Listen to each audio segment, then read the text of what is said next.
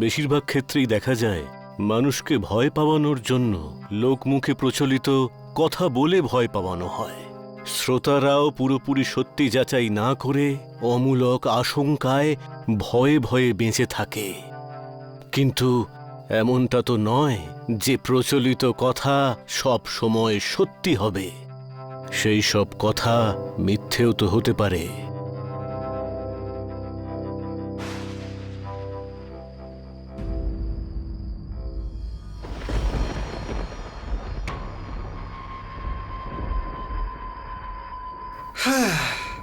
সোহম সকালেই বলেছিল যে মহলটা ভালো করে পরিষ্কার করে দিতে, কিন্তু আজ জমির কাজ করতে করতে এতটাই দেরি হয়ে গেছে যে সকালের কাজটা এখন রাতেই করতে হবে আমাকে। বিনোদ বাবু, আজ তো তোমার রাতের ঘুম আর হলো না।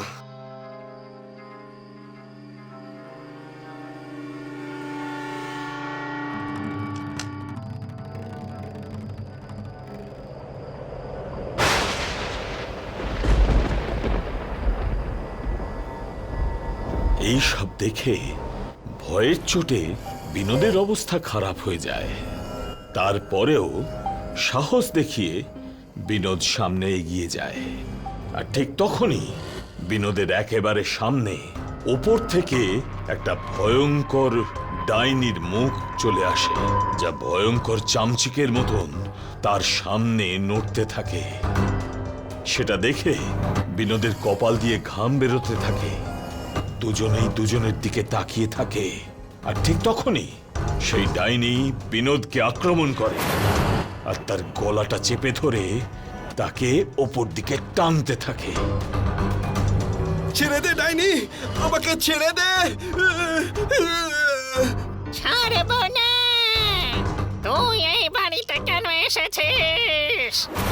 এ বাড়িতে আসা উচিত হয়নি তোর। ভুল হয়ে গেছে আমার। দ্বিতীয়বার আর কখনো এই মহলে আসবো না। ছেড়ে দে আমাকে। আরে ছেড়ে দে রে ডাইনি, ছেড়ে দে।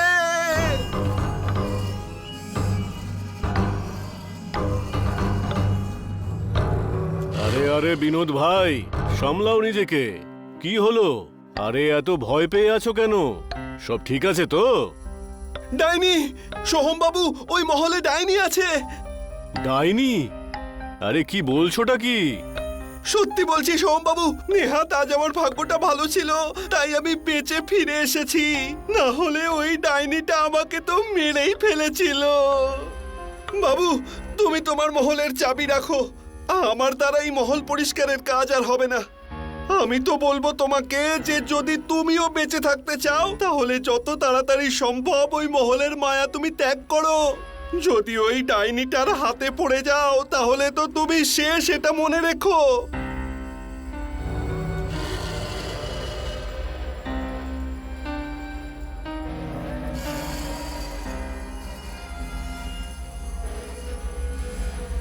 রাম, মেইন রোড দিয়ে না গিয়ে তুমি এরকম এবড়ো খেবড়ো রাস্তা দিয়ে কেন যাচ্ছ? এটা গ্রামের কাঁচা পাকা রাস্তা রুক্মিণী। শহরের মতন ডেভেলপড রাস্তা এখানে নেই। এটা মাটির রাস্তা নয়, মনে হচ্ছে নরকে যাওয়ার রাস্তা। জানি না তোমাদের এই গ্রামে পাকা রাস্তা কবে হবে। রাস্তা হোক বা না হোক তাতে আমাদের কি? একবার এই পৈতৃক বাড়ি বিক্রি হয়ে গেলে তারপর আমাদের এখানে আর আসার প্রয়োজনই পড়বে না। রাম আর রুক্মিণী বাড়িটা বেচার জন্য তো আসছিল, কিন্তু ওরা জানতো না যে তাদের ওই পূর্বপুরুষের বাড়িতে ডাইনির রূপে তাদের মৃত্যু অপেক্ষা করছে। এখন দেখার বাকি রইল এটাই, ওদের দুজনের সঙ্গে ঠিক কি ঘটে।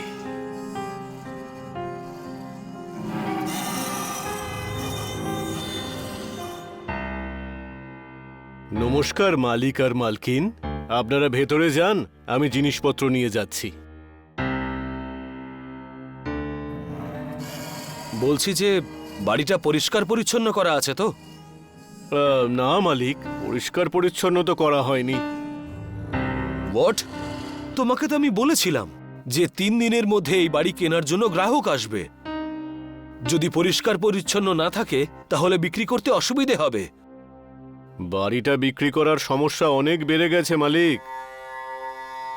মানে তুমি বলতেটা কি চাইছো? মালিক, এতটা দীর্ঘ সময় ধরে বাড়িটা ফাঁকা ছিল, তাই কোনো এক ডাইনি বাড়িটা অধিকার করে ফেলেছে। আর সেই ডাইনি খুবই ভয়ঙ্কর। আপনি গ্রামের লোককে জিজ্ঞাসা করতে পারেন। গ্রামের কথা ছাড়ো, তুমি বলো, তুমি কি সেই ডাইনিকে নিজের চোখে দেখেছো?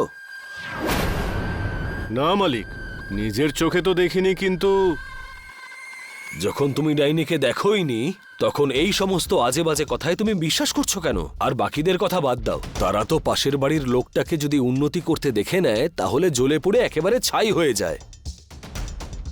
সেরকমই কোনো মানুষ নিশ্চয়ই এসব আজে বাজে কথা রটিয়েছে। আর এইসব ভূত প্রেত ডাইনি বলে বাস্তবে কিচ্ছু হয় না। তুমি এক্ষুনি ওই বাড়িতে যাও আর বাড়িটাকে ভালো করে পরিষ্কার করে এসো। যাও। ডাইনি না থাকার কথায় সোহন রাজি হয়ে যায়, কিন্তু তার মুখ দেখে এটা পরিষ্কার বোঝা যাচ্ছিল যে সে পুরো বিশ্বাস করে এই বাড়িতে ডাইনি আছে।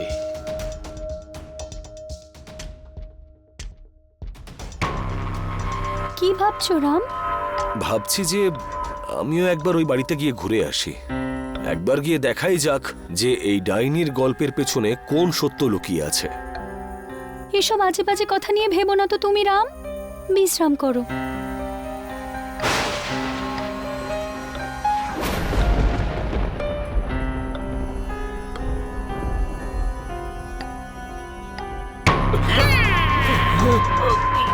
ছাড় ডাইনি, ছাড় আমাকে, ছেড়ে দে। ডাইনি, ডাইনি, বাঁচাও, বাঁচাও আমাকে, ডাইনি। দাঁড়াও, দাঁড়াও বলছি। আরে কি হয়েছে? ডাইনি মালিক, ভেতরে ডাইনি আছে, পালান এখান থেকে তাড়াতাড়ি। আমরা এখান থেকে কোথাও যাচ্ছি না, সামলাও নিজেকে। এখন সামলানোর নয়, পালাবার সময় মালিক। ও মেরে ফেলবে আমাদের, আমি সত্যি বলছি, বিশ্বাস করুন। আর আজ তো আমি নিজের এই দু চোখে দেখলাম ওই ডাইনিটাকে। খুব ভয়ঙ্কর ডাইনি। দেখুন, আমার ঘাড়ে এখনো ওর নখের দাগ লেগে আছে, দেখুন। রাম, ওই দেখো। আরে কোথায়?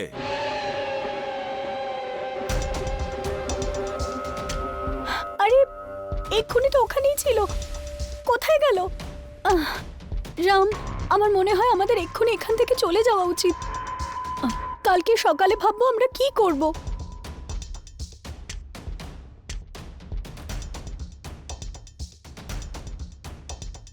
আমি সত্যি বলছি রাম, প্রথমে আমিও এগুলোতে বিশ্বাস করছিলাম না, কিন্তু কালকে সোহনের সাথে যেটা ঘটলো আর যেটা আমি নিজের চোখে দেখলাম, তারপর আমিও দৃঢ় বিশ্বাস নিয়ে বলছি তোমাকে, এখানে কেউ তো আছে। আমি তোমার থেকে এটা আশা করিনি রুক্মিণী। তুমি শিক্ষিত হওয়া সত্ত্বেও এই গ্রামবাসীদের অন্ধ কুসংস্কারে বিশ্বাস করছো। আমি অন্ধবিশ্বাস করি না রাম, কিন্তু কালকে আমি নিজের চোখে যেটা দেখলাম সেটাকে মিথ্যে বলি কিভাবে? আরে বাবা, তুমি তো ভুলও কিছু দেখে থাকতে পারো নাকি রুক্মিণী? ওটা আমার মনের ভুল হতে পারে না রাম, আমি সত্যি বলছি, ওখানে ডাইনি ছিল। যাক, আমি সিদ্ধান্ত নিয়ে নিয়েছি, আমরা এই বাড়ি বিক্রি করে নিজেদেরকে বিপদে ফেলতে পারি না। আমরা দুজন পরিশ্রম করে শহরে একটা দামি ফ্ল্যাট কিনে নেব। আমাদের এক্ষুনি এখান থেকে চলে যাওয়া উচিত। চলো, আমি জিনিসপত্র গোছাচ্ছি। রুক্মিণী, শান্ত হও একটু, আমরা যাব, কিন্তু আজকে নয়, বরং পরশু সকালে। আমার গ্রামে একটা ছোট্ট কাজ আছে, কালকের মধ্যে সেটা শেষ হয়ে যাবে, তারপরে আমরা যাব। রাম রুক্মিণীকে কাজের বাহানা দেখিয়ে থামিয়ে তো দিল, কিন্তু তার মন এখনো মানতে চাইছে না যে প্রাসাদের মধ্যে কোনো ডাইনি আছে।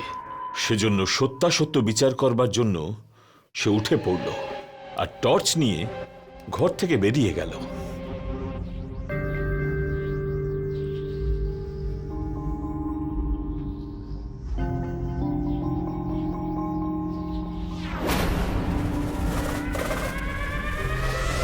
রাম ওই বাড়ির মধ্যে ঢুকে টর্চের আলো ফেলে ডাইনির ব্যাপারটা বুঝতে গেল, আর তখনই সে দেখতে পেল সারা হলের মধ্যে মুরগির হাড় পড়ে আছে, আর কিছু বোতলও দেখতে পেল। কাছে গিয়ে ভালো করে দেখার জন্য সে ওগুলোর দিকে এগিয়ে গেল। হঠাৎই ডাইনি তার সামনে এসে দাঁড়ালো। চলে এসেছিস তুই আমার শিকার হতে। একদম সঠিক সময় এসেছিস তুই। তুই জানিস এই সময় আমি রোজ খাবার খাই, এইবার আমি তোকে খাবো।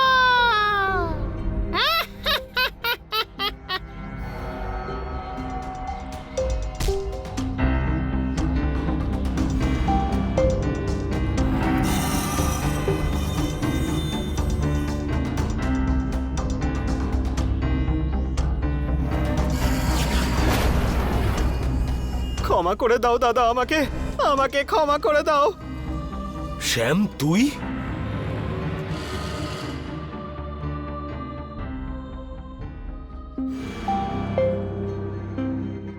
আমাকে ক্ষমা করে দাও দাদা, আসলে দরিদ্রতার সঙ্গে লড়তে লড়তে আমি হাঁপিয়ে গেছিলাম। সেই জন্য আমি এই মহলে, যেটা আপনার নামে রয়েছে, এতে ডাইনির উপদ্রব আছে বলে আপনার থেকে কম দামে কিনে আমি বেশি দামে বেচতে চেয়েছিলাম। সেই জন্য আমি এইসব করেছি। আমি ভুল করে ফেলেছি দাদা, আমাকে ক্ষমা করে দিন প্লিজ। আমরা মানুষেরা ভুল করতে আর সেই ভুলের থেকে শিক্ষা নেওয়ার জন্যই জন্মেছিলাম। তুই তোর নিজের ভুল বুঝতে পেরেছিস, এর থেকে ভালো বিষয় আর কি হতে পারে বল? হতে পারে আমি খুঁড়তো দাদা, কিন্তু সম্পর্কে তো আমি তোর থেকে বড়। তাই তোর এই পরিস্থিতিটা আমি এড়িয়ে যেতে পারবো না। সেই জন্য আমি তোকে কথা দিচ্ছি যে এই বাড়ি বিক্রি করে যা টাকা পাওয়া যাবে তার থেকে অর্ধেক অংশ তুই পাবি। ধন্যবাদ।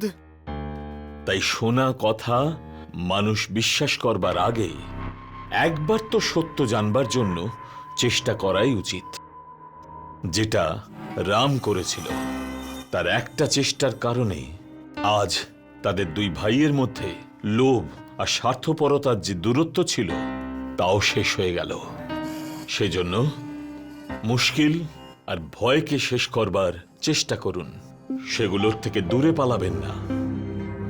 যদি আপনাদের কাছেও এরকম কোনো সত্যিকারের গল্প থাকে তাহলে আপনারা আমাদের কমেন্ট বক্সে সেটা আমাদের সঙ্গে শেয়ার করতে পারেন।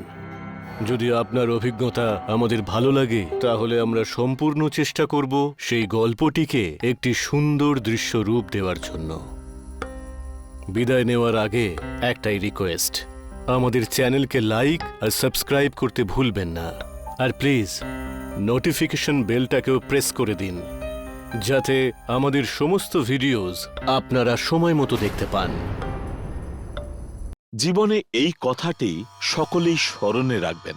নিজেদের সুরক্ষার জন্য আপনারা কখনোই অজানা অচেনা মানুষের উপর ভরসা করবেন না, নয়তো মৃত্যুর কোলে যে কোনো সময় ঢলে পড়তে পারেন, যেভাবে মৃত্যু ভিকি আর ভিনিকে শেষ করতে চেয়েছিল। যেতে যেতে পথে পূর্ণিমা রাতে চাঁদ উঠেছিল গগনে। সত্যি বলছি বিনি, আমি খুব লাকি যে আমি তোমার মতো একটা বুদ্ধিমান সঙ্গী পেয়েছি। মিস্টার প্রেমিক, সামনে দেখো, প্রেমের চক্করে অ্যাক্সিডেন্ট করে বসো না।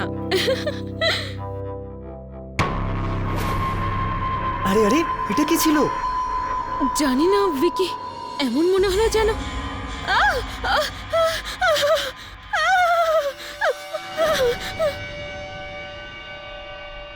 প্লিজ আমায় বাঁচান, আমায় বাঁচান প্লিজ। আরে কে তুমি? আমার নাম হলো রঞ্জন। আমি এখান থেকেই যাচ্ছিলাম, হঠাৎ করে দেখলাম আমার গাড়ির ডিজেল শেষ হয়ে গেছে, আর তখনই তুমি ভেতরে আসো। পাগল হয়ে গেছো ভিকি? এত রাতে একজন অচেনা ব্যক্তি গাড়ির সামনে চলে এলো আর তুমি তাকে ভিতরে বসতে বলছো? দেখো, যদি কিছু ভুল হয়ে যায় তাহলে। বিনি, তুমি ওর অবস্থাটা একবার দেখো, ওকে আমাদের সাহায্য করা উচিত। প্লিজ বাঁচাও আমাকে, আমি মরে যাব, আমাকে তোমরা বাঁচাও। ভিকি, গাড়ি চালাও। আরে বিনি তুমি। ভিকি, আমি বললাম তো গাড়ি স্টার্ট দাও। ওকে ওকে, কাম ডাউন, কুল ডাউন। ভিনির কথা শুনে ভিকি গাড়ি নিয়ে এগিয়ে চলল, কিন্তু গাড়িটা সামনে এগোতেই ভিনির নিজের সিদ্ধান্তের উপর সন্দেহ হলো। সে এটা ভেবে দ্বিধায় পড়ল যে সত্য সত্যই ওই মানুষটির তাদের প্রয়োজন নেই তো। আর যদি তা সত্য হয় তাহলে ওই ঘায়েল হওয়া মানুষটিকে তারা যে রাস্তায় ফেলে এগিয়ে যাচ্ছে সেটা কি তারা ঠিক করছে? এই সব কথার ভাবনার মধ্যেই সে ব্যাকভিউ মিরর দিয়ে রঞ্জনকে আরেকবার দেখলো। প্লিজ বাঁচাও আমাকে। উইকি উইকি গাড়ি থামাও। Are you sure? উইকি ওনাকে হসপিটালে পৌঁছে দিয়ে আমরা চলে যাব। হ্যাঁ থ্যাংক গড আপনারা ফিরে এসেছেন। আপনাদের সাহায্য আমি কোনো দিন ভুলবো না।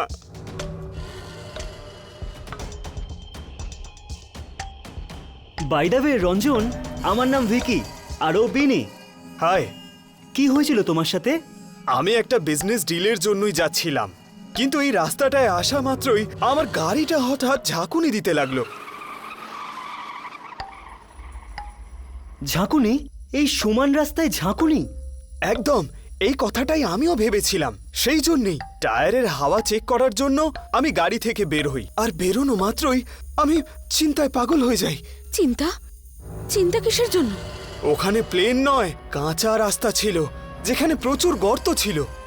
এই আবার কি সব কথা? আমার রিয়াকশনও আপনারই মতো ছিল বিনি। সেই জন্য আমি ভয়ের চোটে টায়ারের হাওয়া চেক না করেই গাড়িতে ঢুকে পড়ি। তারপর গাড়ি স্টার্ট দিচ্ছিলাম, গাড়ি স্টার্ট হতেই চায় না।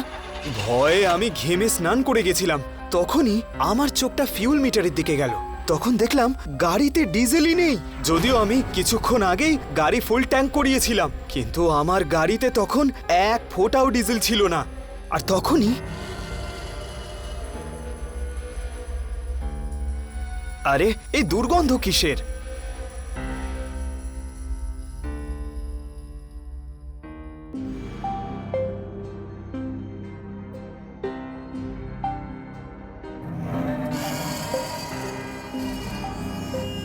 আমি ওই ডাইনিটাকে দেখে অবাক হয়ে যাচ্ছিলাম, আর ও লাফ দিয়ে আমারই সামনে এসে দাঁড়ালো। তারপর আমি কোনো মতে ওর থেকে পালিয়ে প্রাণ বাঁচানোর চেষ্টা করছিলাম, কিন্তু সেই ডাইনিটা আমার পেছন কোনো মতেই ছাড়ছিল না।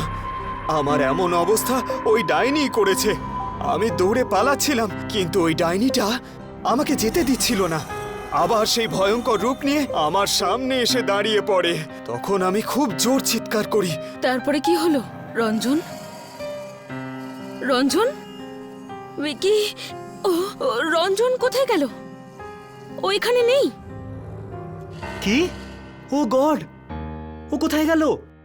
উইকি উইকি আমার আমার খুব ভয় লাগছে। এখানে নিশ্চয়ই কোনো অন্যায় হচ্ছে।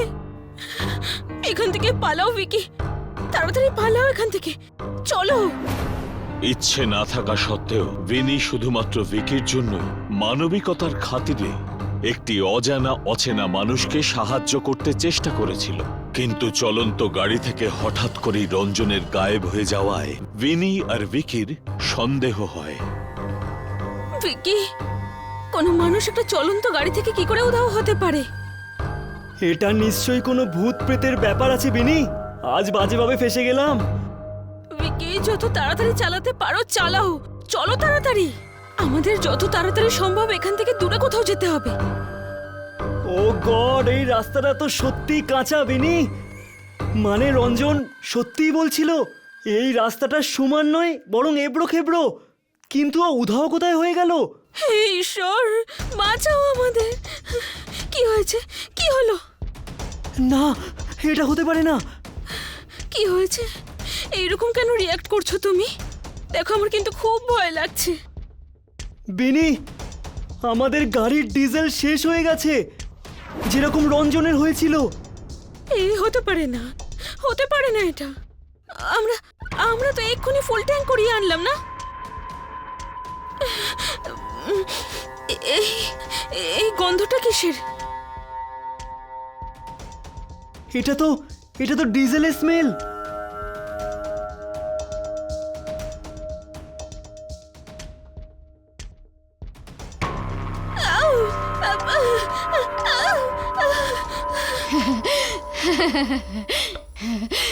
সরি, আমি তোমাদের ডিজেল চুরি করেছিলাম। আমি ডিজেল খেতে খুবই পছন্দ করি। কারোর কাছে ভালোভাবে চাইলেও দেয় না। সেই জন্য আমি ডিজেল চুরি করে নিই। কিন্তু তুমি তুমি কে? আমি হলাম ডিজেল চুরি করা ডাইনি, যে কিছুক্ষণ আগে রঞ্জন ছিল। আর তুমি জানো, ডিজেল খাওয়ার পরে আমার মন আর কি খেতে চায়?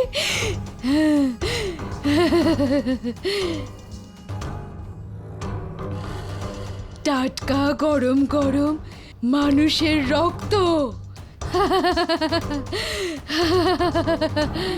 বিনি, পালাও!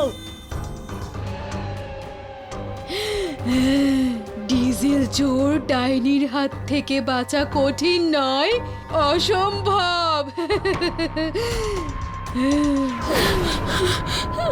ভিকি, ওই দেখো মন্দির। আমি শুনেছি ভূত প্রেত মন্দিরের আশেপাশে থাকে না। চলো ওখানেই যাই, চলো। আমি বলেছিলাম না, ডিজেল খাওয়ার পরে আমি রক্ত খেতে পছন্দ করি। সেটা না খাইয়ে তোমরা নিষ্ঠুর লোকেরা এখান থেকে কোথাও যেতে পারবে না।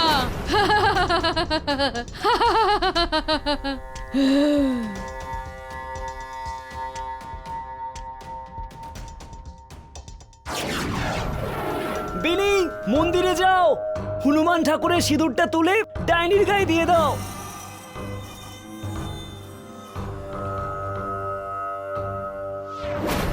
এবারে আমি তোর মাথা খেতে চলেছি।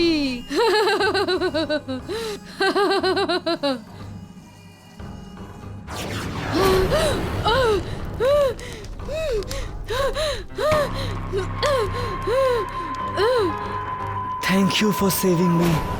এটা ভিকি আর ভিনির ভালোবাসা আর সৌভাগ্যের ফলেই ঘটেছিল, যার ফলে তারা দুজনে এক খনি ডিজেল চোর ডাইনির কবল থেকে রক্ষা পেয়েছিল। কিন্তু যদি আপনি বেঁচে থাকতে চান, তাহলে আপনাকে অজানা রাস্তায় অচেনা লোকের সঙ্গ পরিত্যাগ করা শিখতে হবে, নয়তো আপনার প্রাণও যে কোনো মুহূর্তে যেতে পারে। অনেক বছর আগের কথা, একটি গ্রামে একটা নদী ছিল। সেই নদীর পাড়ে মঞ্জিনাথ নামের একজন মানুষ তার স্ত্রী সুলুর সঙ্গে থাকত। তারা খুব গরিব ছিল, সেজন্য দুজনেই অন্যের খেতে গিয়ে কাজ করে অর্থ উপার্জন করত।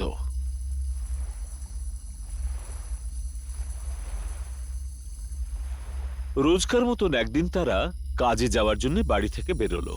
যাওয়ার পথে সুলুর নজর হঠাৎ নদীর দিকে গেল। নদীর তীরের কাছে একটা ছোট গাছ ছিল, আর সেই গাছের সামনে যেন কিছু আটকে ছিল। আচ্ছা শোনো, ওই নদীতে কি ভেসে এসেছে? জলে আটকে আছে হয়তো। তারা দুজনেই সেটা দেখার জন্য সেই দিকে এগিয়ে গেল। যত তারা কাছে এগোতে লাগলো, তাদের নাকে বাজে দুর্গন্ধ এলো। আরে এই দুর্গন্ধ কোথা থেকে আসছে? হয়তো ওটার থেকেই আসছে। মানুষও না যা পায় তাই ফেলে নদীতে। দুজনেই সেই আটকানো জিনিসটির দিকে এগিয়ে গেল। সে জিনিস থেকে খুব দুর্গন্ধ বেরোচ্ছিল। মঞ্জিনাথ জিনিসটাকে টেনে পাড়ে তুলল। সেটা দুজনে দেখেই খুব ভয় পেয়ে গেল, কারণ জিনিসটার কিছু নয়, জিনিসটা ছিল একটা পচা গলা লাশ, যেটা নদীর স্রোতে ভেসে এখানে এসে পৌঁছেছে। এবারে আমরা কি করব? এটা তো একটা মৃতদেহ। হে ভগবান! আমাদের তাড়াতাড়ি পুলিশকে ফোন করতে হবে। কিছুক্ষণের মধ্যেই ওখানে একজন পুলিশ ইন্সপেক্টর এলেন। তারা দুজনেই ইন্সপেক্টরকে সেই লাশটি দেখালো। এই লাশটার ব্যাপারে তুমি কাউকে কিছু বলনি তো? না না সাহেব, আমি কাউকে বলিনি। কাউকে বলবেও না। আর একটা কথা ভালো করে কান খুলে শোনো, এই নদী দিয়ে এবার প্রতিদিন একটা করে লাশ ভেসে আসবে। তোমায় একটা কাজ করতে হবে, সকাল থেকে এই নদীতে যতগুলো লাশ ভেসে আসবে, তুমি সেইগুলোকে জল থেকে তুলে সন্ধেবেলা আমার হাতে তুলে দেবে। ইন্সপেক্টরের কথা শুনে তারা স্বামী স্ত্রী দুজনেই ভয় পেয়ে গেল। কিন্তু সাহেব, রোজ লাশ কেন আসবে?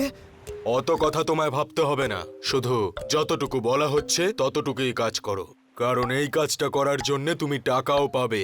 বলো, করবে? অর্থপ্রাপ্তির কথা শুনে মঞ্জিনাথ আর সুলু দুজনেই ভাবতে শুরু করলো, তবে শেষ পর্যন্ত তারা দুজনেই এই কাজটা করতে রাজি হলো। তারপর সেই দিন থেকে নদীর স্রোতে অনেক লাশ ভেসে আসতে লাগলো, আর তখন মঞ্জিনাথ আর সুলু দুজনে মিলে সেই লাশগুলো তীরে তুলতো আর ইন্সপেক্টরের হাতে তুলে দিত। ইন্সপেক্টরও দিন প্রতি তাদের অর্থ দিয়ে সেই লাশগুলোকে নিয়ে চলে যেত। নদীতে ভেসে আসা লাশগুলো অত্যন্তই দুর্গন্ধযুক্ত হতো। একবার মঞ্জিনাথ আর সুলু একটা লাশকে নদীর থেকে তীরে তুলে আনছিল, তখন তার দুর্গন্ধে সুলুর মাথা ঘুরতে লাগলো আর সে মাটিতে পড়ে গেল। মঞ্জিনাথ তাকে তুলে নিয়ে নিজেদের ঘরে গেল। তুমি এখন বিশ্রাম নাও, বাকি লাশগুলো আমি একাই বার করে আনি। সুলুকে বিশ্রাম করতে বলে সে বাকি লাশগুলো নদীর থেকে তোলবার জন্য নদীর তীরে গেল। মঞ্জিনাথ যখন আবার বাড়ি ফিরে এলো, দেখল সুলু ঘুমোচ্ছে। সে সুলুকে ঘুম থেকে ওঠালো। চলো, আমরা বরং ডাক্তারের কাছে যাই। তোমার শরীরটা তো বেশ খারাপ হয়েছে। না, তুমি এখানেই থাকো, আমি একাই যেতে পারবো। যদি যদি আরো মৃতদেহ আসে তাহলে কাউকে তো এখানে থাকতে হবে। আমি চলে যাব। আমাদের গ্রামে তো কোনো ডাক্তার নেই, তোমাকে ডাক্তার দেখানোর জন্য অন্য কোনো গ্রামে যেতে হবে। পথ তো অনেকটা। কিচ্ছু হবে না, আমি চলে যাব। পরের দিন সুলু ডাক্তার দেখানোর জন্য বেরোলো, আর মঞ্জিনাথ নদীতে ভেসে আসা লাশগুলোকে একাই তুলতে লাগল। কিছুক্ষণের মধ্যেই ওখানে ইন্সপেক্টর এসে উপস্থিত হলো। সাহেব, আজকে বড় তাড়াতাড়ি এসেছেন। হ্যাঁ, এমনিই চলে এলাম। এই কটা লাশ তুলেছো তুমি? সকাল থেকে 3টেই পেয়েছি। আচ্ছা আচ্ছা, ঠিক আছে। এ কথা বলার পরেই ইন্সপেক্টরের দৃষ্টি পড়ল নদীর জলে। দেখলো একটা লাশ ভেসে আসছে। আরে ওই দেখো, আরেকটা লাশ। যাও গিয়ে তুলে আনো ওটা। মঞ্জিনাথ নদীতে নামলো আর ওই লাশটিকে টানতে টানতে তীরে তুলল। টেনে নিয়ে সে লাশটিকে পুলিশ ইন্সপেক্টরের সামনে রাখল। সে লাশ থেকে খুব দুর্গন্ধ বেরোচ্ছিল। ইন্সপেক্টর পা দিয়ে লাশটিকে চিৎ করে ফেলল। তখন তার মুখ দেখা গেল। মঞ্জিনাথ সেই লাশের মুখটা দেখে ভয় পেয়ে চমকে উঠল, কারণ লাশটা ছিল তার স্ত্রী সুলুর। তা দেখেই সে কাঁদতে লাগলো। আরে তুমি, কি করে হলো? ওর কি হয়েছে সাহেব, কি হয়েছে? তোমার বউ কোথায় গেছিল? সাহেব, ওর শরীর খুব খারাপ হয়েছিল, সেই জন্য ডাক্তার দেখাতে গেছিল। জানি না ওর এমন অবস্থা কি করে হলো। ইন্সপেক্টর মঞ্জিনাথকে ধমকে উঠলেন। তুমি ওকে একা কেন ছেড়েছিলে? অন্য গ্রামে যাওয়ার জন্য? হ্যাঁ, আরে আমি তো জানতাম না যে এমন কিছু ঘটবে, কিন্তু ওর হয়েছেটা কি আপনি নিশ্চয় জানেন, বলুন আমাকে। ইন্সপেক্টর তখন এই ভেসে আসা মৃতদেহর কাহিনী শোনালেন। এই সব কিছু এই নদীর জন্যই হচ্ছে। কিছুদিন আগে পাশের গ্রামে নদীর ওপরে যে ব্রিজ ছিল, তার উপর অনেক ভিড় ছিল, অনেকে যাতায়াত করছিল, আর হঠাৎ করে ব্রিজটা নড়ে উঠল আর মাঝখান থেকে ভাঙতে শুরু করলো। লোকজন দৌড়াদৌড়ি শুরু করে দিল। সব লোকজনই ওই ব্রিজ থেকে বাইরে বেরিয়ে এসেছিল, কিন্তু একটা লোকের পা ওই ব্রিজে আটকে গেছিল। ও অনেক চেষ্টা করেও বাইরে বেরোতে পারেনি। বাকি লোকজন ওকে বাঁচানোর অনেক চেষ্টা করলো, কিন্তু ওই ব্রিজের ওপরে যেতে সবাই ভয় পাচ্ছিল। হঠাৎ করে ওই নদীতে ঢেউ দেখা দিল, আর সেই ঢেউয়ে লোকটাও ভেসে চলে গেল। লোকটার নদীতে পড়ে যাওয়ার পর সেই ব্রিজটা নিজে থেকেই জোড়া লেগে গেল। ওই লোকটা নদীতে ডুবে যাওয়ার কিছুক্ষণ পরে নদীতেও রক্ত বয়ে যেতে দেখা গেছিল। মানে এই নদী মানুষকে নিজের দিকে টেনে নেয়? হ্যাঁ, ওই ব্রিজের উপর দিয়ে যারাই যায় তাকে এই নদী নিজের কাছে টেনে নেয়। আর তুমি প্রথম যে লাশটা পেয়েছিলে, সেটা ওই লোকটারই ছিল। এটা কি করে সম্ভব? সেই ব্যক্তির শরীরে তো কোনো আঘাতের চিহ্ন ছিল না। হ্যাঁ তো কিন্তু আপনি বলছিলেন যে ওর নাকি শরীরের সব রক্ত নদীতে বয়ে যাচ্ছিল, কিন্তু ওর শরীর তো একেবারেই ঠিক ছিল, শুধু পচে গিয়েছিল। এটা নদীর আরেকটা ভয়ঙ্কর সত্য। মানে? এক্ষুনি দেখাচ্ছি। ইন্সপেক্টর তার কাছে রাখা নিজের ছুরিটা বার করলো আর মৃত সুলুর দেহের মধ্যে ঢুকিয়ে দিল। আরে আপনি কি করলেন? যে মুহূর্তে ইন্সপেক্টর ছুরিটা ঢোকালো, সুলুর দেহ থেকে রক্তের বদলে নদীর জল বেরোতে লাগলো আর ধীরে ধীরে তার শরীর শুকোতে লাগলো। সুলুর এই অবস্থা দেখে মঞ্জিনাথ তার চোখের জল কিছুতেই আটকাতে পারছিল না। আরে সব কি হচ্ছে সাহেব? এই নদী শুধুমাত্র মানুষদেরকেই টানে না, বরং শরীরের থেকে সমস্ত রক্ত শুষে নিয়ে শরীরের ভিতরে জল ভরে দেয়, আর তারপরে শরীর পচে যায়। আর সেই জন্যই তোমার এখান থেকে নিয়ে যাওয়ার পরে আমরা এই লাশগুলোর থেকে ঠিক এইভাবেই জল বের করে নিই আর তারপর সেগুলোকে পুড়িয়ে দিই। ইন্সপেক্টর সুলুর মৃতদেহ সহ বাকি লাশগুলোকেও নিজের সাথে নিয়ে গেল আর সেগুলিকে দাহ করলো। মঞ্জিনাথ ইন্সপেক্টরের কথা অনুযায়ী চুপচাপ সেই কাজই করতে লাগলো। মা, ও আমাকে মেরে ফেলবে। ও আমাকে মারার উদ্দেশ্যে এসেছে। ও আমাকে মেরে প্রতিশোধ নিতে এসেছে। মা, মা আমাকে বাঁচাও, আমাকে বাঁচিয়ে নাও। শুভেন্দু গত 10 বছর ধরে খুবই অদ্ভুত ব্যবহার করছিল। ও প্রায় কোনো মেয়ের ব্যাপারে কথা বলতো যে সে ওকে মারার জন্য এসেছে। ওর পরিবারও শুভেন্দুর পরিবারের থেকে খুব সমস্যায় ছিল। শুভেন্দু প্রায় সময় বলতো পরের পূর্ণিমার রাতে ওই ডাইনি আমাকে নিজের সঙ্গে হাওয়ায় উড়িয়ে নিয়ে যাবে। কিন্তু প্রত্যেক ঘটনার পেছনে কোনো না কোনো কঠোর সত্যি অবশ্যই লুকিয়ে থাকে, যে ওই ঘটনাগুলো যারা শোনে তাদেরকে আতঙ্কে ভয় পাইয়ে দেয়। শুভেন্দুর এই অবস্থার পরিণামও ঠিক এরকমই একটা সত্যি ছিল, যে কারণে শুভেন্দু আজ নিজের মৃত্যুর তারিখটাও জেনে গেছিল। 1 বছর আগে শুভেন্দু পেশায় একটা মেকানিকের কাজ করত। জীবন শুধু কেটেই যাচ্ছিল। ওর অনেক বেশি টাকা হঠাৎ করে কামানোর লোভ সবসময়ই থাকত। যাই হোক, একবার রাতে শুভেন্দু নিজের বাড়ি ফিরছিল আর তখনই ও একটা মেয়েকে ফুটপাত এরিয়াতে ভয় পেতে দেখে। ও ওই মেয়েটার কাছে গেল আর বলল, ম্যাডাম, আপনি এখানে এত বেলায় চুপচাপ দাঁড়িয়ে কি করছেন? আপনি জানেন তো এটা একটা রেড লাইট এরিয়া। এই জায়গা রাতের সময় তো কি, দিনের আলো তো মেয়েদের জন্য ভালো নয়।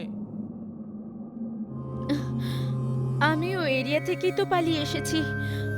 প্লিজ আমাকে আজ রাতের জন্য জায়গা দিয়ে দিন। কাল সকাল হতে আমি এখান থেকে চলে যাব। প্লিজ। ঠিক আছে, কিন্তু কেউ যেন এই ব্যাপারে জানতে না পারে। আজ রাত আপনি আমার বাড়িতে থাকতে পারেন। তাছাড়া আপনার নামটা কি? আমার নাম চারুলতা। আমি এখানকারই বাসিন্দা। কিন্তু এই লোকগুলো আমাকে জবরদস্তি এখানে রাখতে চায়, আর এই কারণেই আমি এদিক ওদিক পালিয়ে বেড়াচ্ছি। ঠিক আছে, আজ রাতের জন্য তুমি আমার বাড়িতে লুকোতে পারো। সেই রাতে চারুলতা শুভেন্দুর বাড়িতেই লুকিয়ে থাকলো। পরের দিন যখন শুভেন্দু উঠল, তখন চারুলতার চুলগুলো উড়তে দেখে ও তার উপর মুগ্ধ হয়ে গেল। রাতের অন্ধকারে ও চারুলতার সুন্দরতা ভালোভাবে দেখতে পায়নি। শুভেন্দু মনে মনে চারুলতাকে পছন্দ করে লেগেছিল। ও কোনো সময় নষ্ট না করে চারুলতাকে তক্ষুনি নিজের মনের কথাটা প্রকাশ করে দিল। শোনো, আমার তোমাকে খুব ভালো লেগেছে। আমি তোমাকে নিজের জীবন সাথী করতে চাই। তুমি কি? আমারও আপনাকে খুব ভালো লেগেছে। এইভাবে কোনো মেয়ের সাহায্য করা, বিশেষ করে কোনো অজানা মেয়ের, সে কোনো দেবদূতই হতে পারে। এরকম মানুষের জীবন সাথী বলুন তো কে হতে চাইবে না? এরপরে দুজনে একে অপরের সাথে বিয়ে না করেই একই বাড়িতে থাকতে লাগলো। এক রাতের কথা, সেটা পূর্ণিমার রাত ছিল। শুভেন্দু চারুলতাকে একটা সারপ্রাইজের অজুহাত দিয়ে একটা অজানা জায়গায় নিয়ে আসে। ও চারুলতার চোখে কাপড় বেঁধে রেখেছিল যাতে সে ওর সারপ্রাইজটা দেখতে না পারে। আরে এবার বলবে তো কি সারপ্রাইজ? কাপড়টা তো খোলো। শুভেন্দু চারুলতার চোখ থেকে ওই কাপড়টা খুলে দেয়। যখনই চারুলতার চোখ খুলে যায়, ওর একটা জোরে চিৎকার বেরিয়ে যায়। ভবানী পাঠক, তুমি? শুভেন্দু, তুমি আমায় কোথায় নিয়ে এলে? এই তো সেই শয়তানটা যে অসহায় মেয়েদের দুর্বলতার লাভ তুলে তাদেরকে ফাঁসিয়ে দেয়। এই মেয়ে, উপরে দেখ, তুই রেল লাইট সেন্টারে দাঁড়িয়ে আছিস। তোর প্রেমিকের থেকে আমি তোকে কিনে নিয়েছি। খুব পালানোর শখ তোর, তাই না? এবার চার দেওয়ালের মধ্যে পুরো জীবনটা পালিয়ে বেড়াবি। মানে মানে এসব তুমি করেছো? তুমি তো এই শয়তানের থেকেও জঘন্য বেরোলে। তুমি নরকেও জায়গা পাবে না, কখনো না।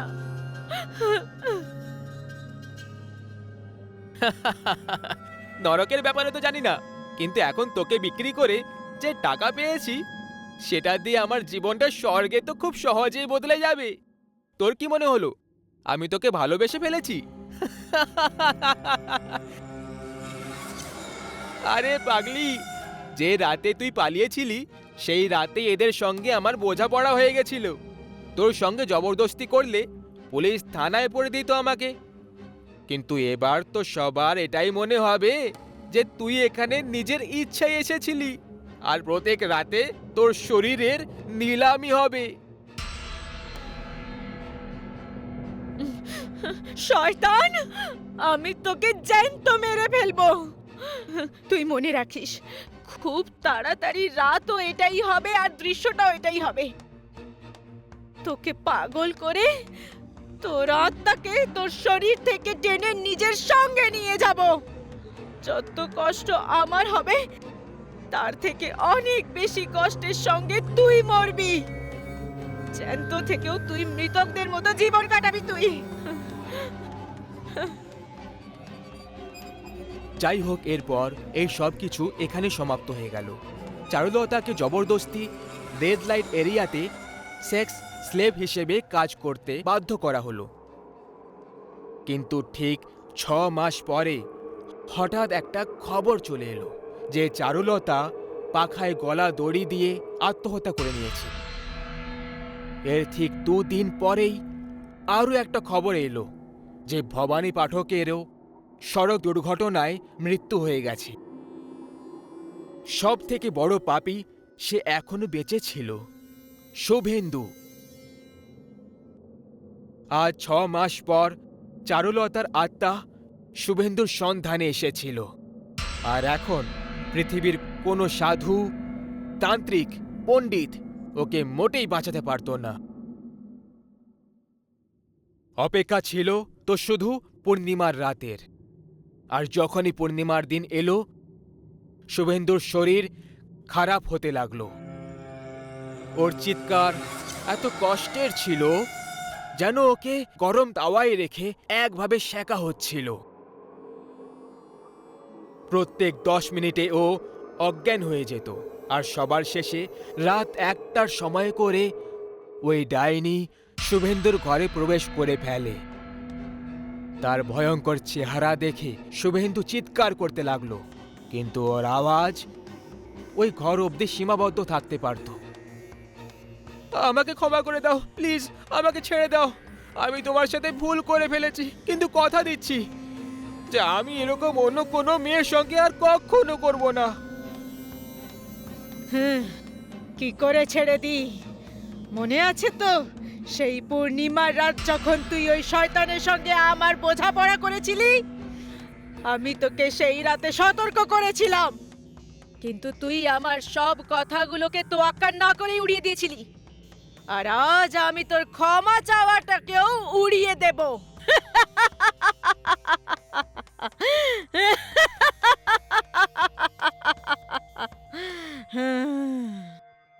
এরপরে শুভেন্দুর এক ভয়ঙ্কর চিৎকারের আওয়াজ হলো। ওই ডাইনি শুভেন্দুর বুকটাকে ছিঁড়ে ওর হৃৎপিণ্ডটাকে বাইরে বার করে নিল, আর ওর আত্মাটাকে নিজের সাথে জানলা দিয়ে উড়িয়ে নিয়ে চলে যায়। যতক্ষণ ওর পরিবারের লোক ওখানে পৌঁছলো, তখন শুভেন্দুর মৃত শরীর টুকরো টুকরো ভাবে মাটিতে পড়েছিল। ওই অসহায় মেয়েটার প্রতিশোধ পুরো হয়ে গেল। সেই জন্য কথায় বলে, কর্ম কখনো কারোর ঠিকানা ভোলে না, আর কোনো আত্মার প্রতিশোধ পৃথিবীর সব থেকে মারাত্মক মৃত্যু দেয়।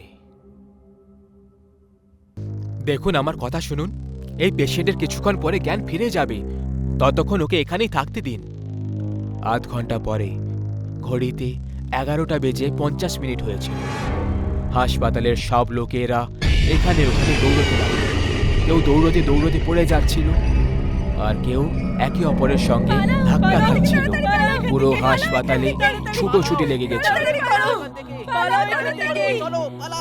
পালাও এখান থেকে, তাড়াতাড়ি করো, পালাও।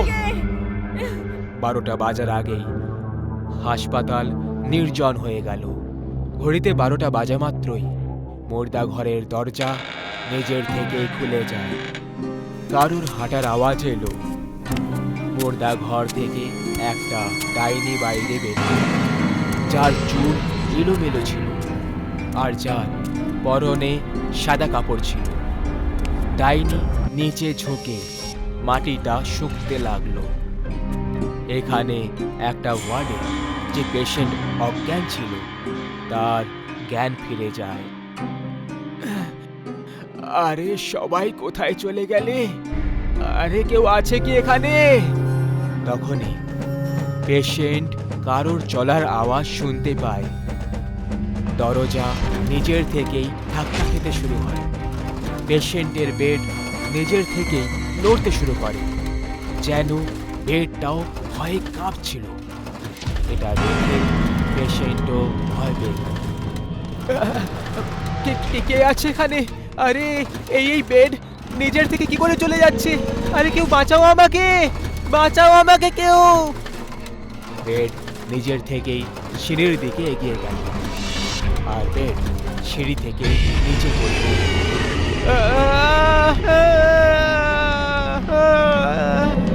ওই পেশেন্টটার খুব আঘাত লেগেছিল, ও যন্ত্রণায় ছটফট করছিল, আর পেছন থেকে বেড নড়তে লাগলো।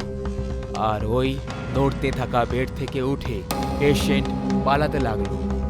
ও দৌড়ে যাচ্ছিল, আর বেড ওর পিছু করছিল। আরে বাঁচাও, আমাকে মেরে ফেলবে, বাঁচাও আমাকে। যখনই ও সামনে দেখে সাদা কাপড়ে ডাইনি ওর সামনে দাঁড়িয়ে রয়েছে, ডাইনিকে দেখে ভয় পেয়ে ও নিচে পড়ে যায় আর পেছনের দিকে দেখতে শুরু করে। আমাকে মেরো না, আমাকে ছেড়ে দাও। পেশেন্ট পালানোর চেষ্টা করে। ডাইনি ঝাঁপ দিয়ে পা দুটো ধরে ফেলে। পেশেন্টকে টেনে টেনে মুর্দা ঘরের ভেতরে নিয়ে গেল সে। আর তারপরে পেশেন্টের জোরে জোরে চিৎকারের আওয়াজ আসতে লাগলো। বাঁচাও! কিছুক্ষণ পরে ডাইনি মুর্দা ঘর থেকে বাইরে চলে আসে। ওর মুখ রক্তে লথপথ ছিল। ও, আর কেউ আছে এখানে?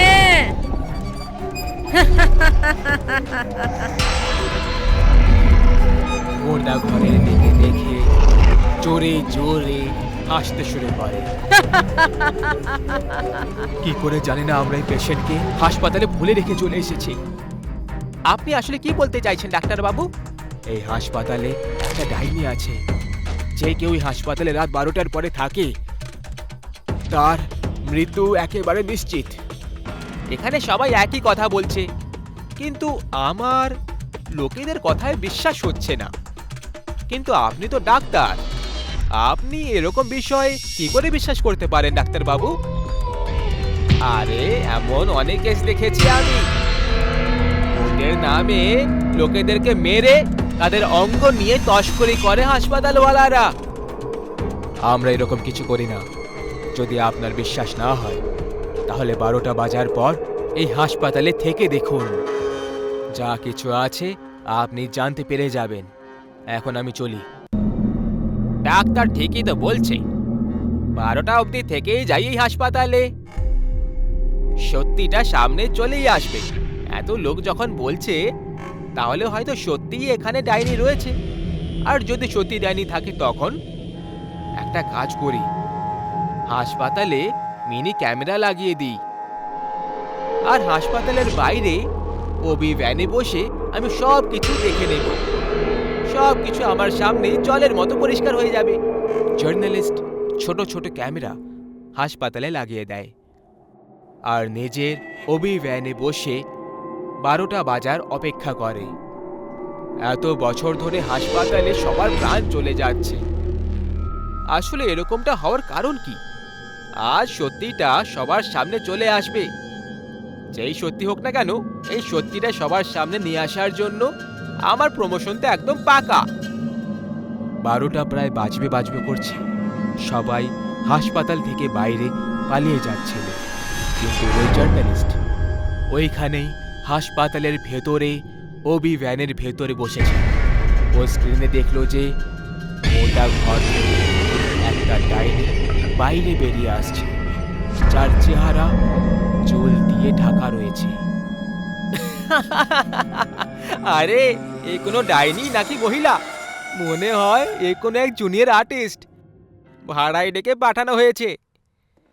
তখনই ডাইনি আস্তে আস্তে ক্যামেরার কাছে চলে আসে আর একজন চেহারা দেখে জার্নালিস্ট চেয়ার থেকে নিচে পড়ে যায়। ডাইনি! জার্নালিস্ট এত বেশি ভয় পেয়ে যায় যে ও পালানোর কথা ভাবে, কিন্তু যখনই ভ্যানের দরজা খুলে দেয় ডাইনি সামনে দাঁড়িয়েছিল আর ভ্যানের ভেতরে চলে আসে। জার্নালিস্ট অন্য দরজা খোলার চেষ্টা করতে থাকে, কিন্তু ওই দরজাটা খুলল না। ভ্যানের আয়নায় রক্ত এসে পড়ে যায়। পরের দিন পুলিশ জার্নালিস্টের এই অবস্থা দেখে অবাক হয়ে যায়। পুলিশ কাল রাতের রেকর্ড করা ফুটেজটাও দেখল। কোনো অপরাধী হলে তাকে ধরা যেতে পারে, কিন্তু এটা তো ভূত প্রেতের বিষয়, এতে আমরা কিছুই করতে পারবো না। আমি বুঝতে পারি স্যার, আমাদের কোনো ভালো একটা বাবার দরকার। হাসপাতালের লোকেরা ডাইনিকে ধরার জন্য একটা বাবাকে ডেকে পাঠায়। বাবা রাত 11:30টায় হাসপাতালে চলে আসে। এখন আপনি আমাদের হাসপাতালটাকে এই ডাইনির হাত থেকে বাঁচাতে পারবেন বাবা। আমার উপর বিশ্বাস রাখো খোকা, সব ঠিক হয়ে যাবে। হ্যাঁ বাবা। সবাই হাসপাতাল থেকে বাইরে বেরোতে লাগলো 12টা বাজার আগে, কিন্তু বাবা মুর্দা ঘরের সামনেই বসে মন্ত্রের উচ্চারণ করতে লাগলো। ওম ত্রম্বকম আজমাই সুগন্ধিত পুষ্টি বর্ধনম। ডাইনি মুর্দা ঘর থেকে বেরোলো আর বাবাকে দেখে হাসতে লাগলো। যেন বাবার মন্ত্রের কোনো প্রভাব পড়ছিল না ডাইনির ওপরে। বাবা যত জোরে মন্ত্র পড়ছিল, ডাইনি ততই জোরে হেসে যাচ্ছিল। ওম ত্রম্বকম আজমাহি সুগন্ধিত পুষ্টি বর্ধনম। ডাইনি নিজের হাতে ইশারা করে। বাবা উপরে দেখে, তখন ওপর থেকে বাবার উপরে পড়ে যায়। বাবার চেহারা রক্তে লাল হয়ে যায় আর তারপর ডাইনি বাবাকে মুর্দা ঘরে টেনে টেনে নিয়ে যায়।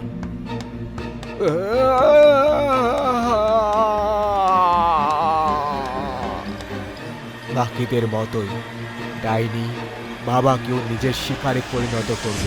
এখন হাসপাতালওয়ালারা একটা কথা বুঝতে পেরে যায় যে ডাইনি হাসপাতাল থেকে মোটেই যাবে না। ওদেরকেই 12টা বাজার আগে হাসপাতাল খালি করতে হবে, না হলে তাদের সবার মৃত্যুর জন্য নিজেরাই দায়ী হবে।